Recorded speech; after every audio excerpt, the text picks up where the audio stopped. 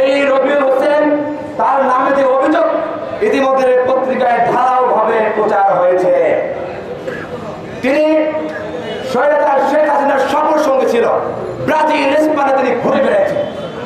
তিনি ওবায়দুল কাদেরের থেকে শুরু করে এই যে গণহত্যার অর্থ যোগান ছিল, তিনি শেখ হাসিনার সাথে এর আগে এই তৃতীয় মেয়াদে এখানে থাকার জন্য তিনি কি করেছেন, তাকে শিয়ার হস্তান্তর করেছেন।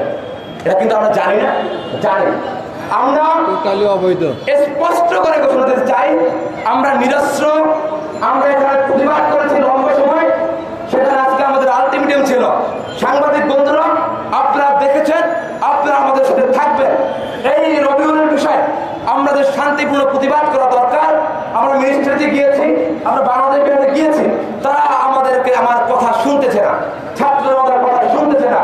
আমি আসিফ ভাইকেও বলেছি, যারা আমার জায়গা থেকে স্পষ্ট কথা, সেটা এখন একটা উপদেষ্টা, তার জায়গাটা ডিফারেন্ট। আমরা বিপ্লবী ছাত্র জনতা স্পষ্ট ঘোষণা দিতে চাই, এই আন্দোলন, এই মানববন্ধন, এই কর্মসূচি যে যাই বলুক, আমরা শান্তিপূর্ণ অবস্থায় ছিলাম, কিন্তু আমরা এই প্রোগ্রাম থেকে আমরা ঘোষণা করতে চাই, আজ থেকে এই উত্তরাবেগের সকল প্রকার কার্যক্রম এই বিপ্লবী ছাত্র জনতা বন্ধ ঘোষণা করেছে। স্পষ্ট বার্তা।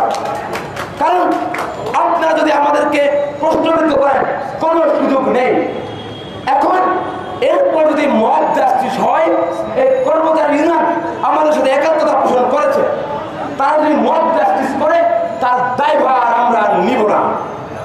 সুতরাং এই প্রোগ্রাম থেকে, এই মুহূর্ত থেকে এই ব্যাংকের কোন কার্যক্রম চলতে দেওয়া হবে না, যতক্ষণ না পর্যন্ত এই রবিউল হোসেন পদত্যাগ না করে অথবা বাংলাদেশ ব্যাংক থেকে তাকে অপসারণের বার্তা না পাঠায়, ততক্ষণ পর্যন্ত এই ব্যাংক বন্ধ থাকবে। সুতরাং আমাদের বার্তা স্পষ্ট, আমরা এখানে শান্তিপূর্ণ আন্দোলন সংগ্রাম করে যাচ্ছি। আমাদেরকে যদি উগ্র বলেন, আমাদেরকে মব জাস্টিস বলে উৎসাহিত করেন, সেটা আপনাদের ভুল হবে। আমরা শান্তি চাই, সেই জায়গা থেকে আমাদের সংস্করণ শুধু উত্তরা ব্যাংক নয়, আমরা বাংলাদেশ ব্যাংকেও ধরব। এই নুরুন নাহার, আপনি আমার সাথে কথা বলেছেন, কিন্তু আপনার কথা কিন্তু আমি বুঝি।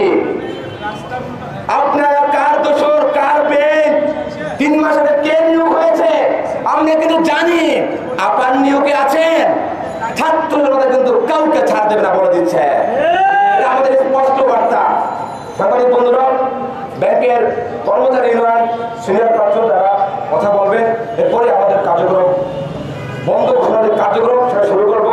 অনুগ্রহ করে আপনাদেরকেও লিঙ্ক করেছি, ওটার উপরে থাকবেন। ধন্যবাদ সকলকে। এই পর্যায়ে আমাদের মাঝে বক্তব্য রাখবেন বৈষম্য বিরোধী ছাত্র আন্দোলনের অন্যতম নেতা শাহুর রহমান। শাহুর রহমানকে তার বক্তব্য রাখার জন্য অনুরোধ করছি।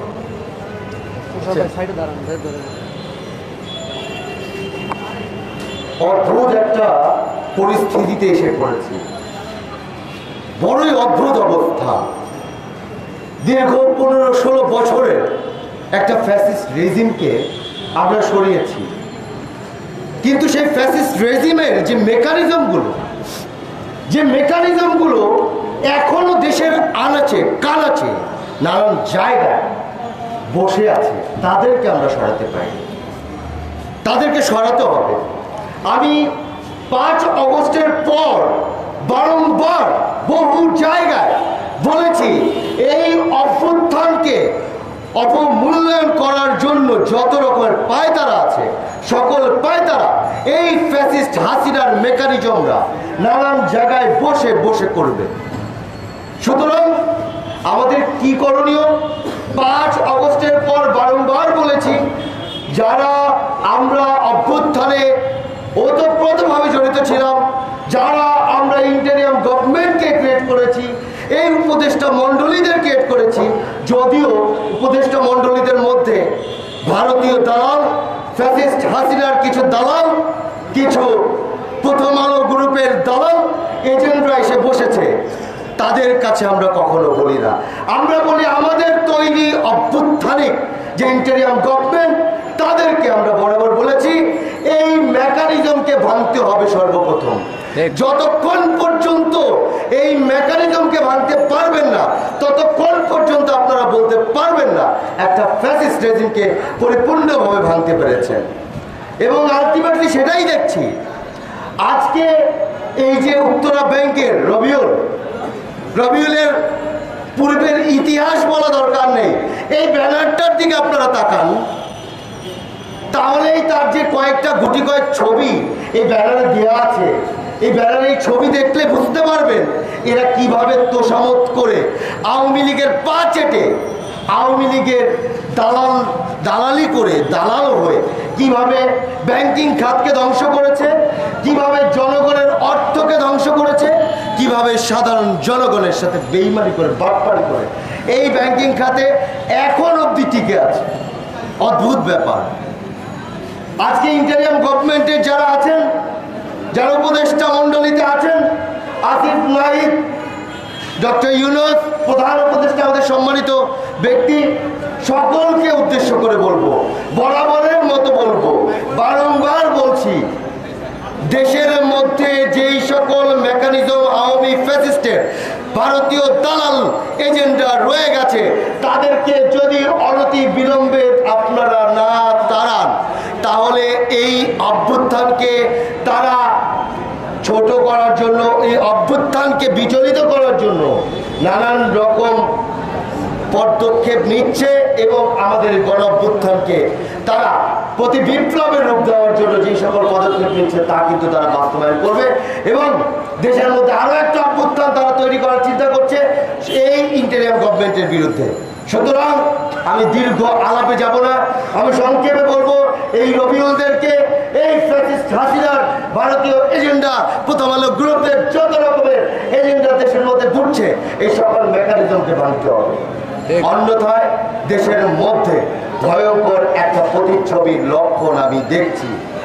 যেই গণ অভ্যুত্থান 2024-এ আমরা করলাম, এই গণ অভ্যুত্থানকে বানচাল করার জন্য সামনে যেই ধরনের ভয়ঙ্কর পরিস্থিতির লক্ষণ দেখছি, এই লক্ষণ কিন্তু এই প্রতি বিপ্লবীরা কিন্তু আমাদের আপনাদের যারা গণ অভ্যুত্থানে সম্পৃক্ত ছিল তাদের কিন্তু ধ্বংস করে দেবে। সুতরাং সবাই খুবই হুঁশিয়ারিভাবে সাবধান থাকতে হবে।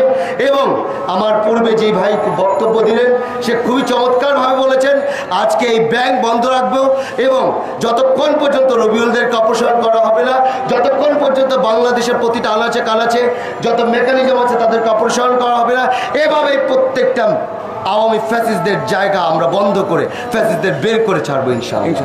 সবাই ভালো থাকবেন, সুস্থ থাকবেন এবং এই আন্দোলনের সাথে থাকবেন। আজান দিচ্ছি যেহেতু একটু লাস্ট কথা তিনি বলে তারপর আমরা কর্মসূচি করবো।